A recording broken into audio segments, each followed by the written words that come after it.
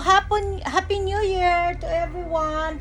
This is what my food for tonight. I cook turon, pansit. Kaya kapoy akong lawas. Nagluto ko menudo, beef menudo, pansit bihon. Tsaka na ako'y kasaba cake ay. Kasaba cake.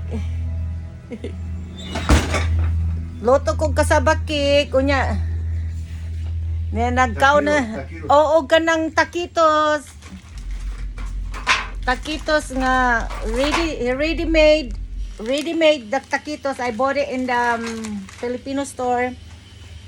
So, mo ang akong kuan, ang akong specialty ma-permi nga they requested mga anak nako kanang kuan, kanang turon, tabirak o kanang unsa pa to dad?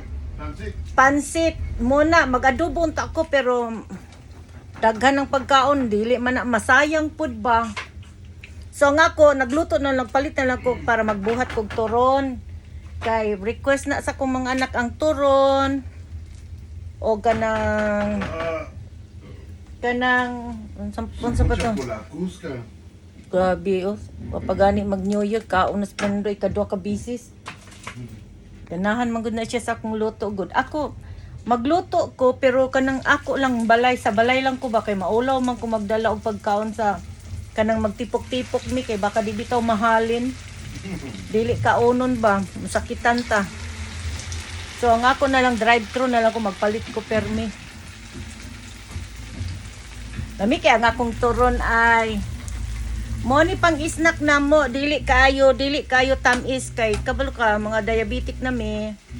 Pero mga paborito man gud sa akong mga anak ang turon og kanang kuan. Og kanang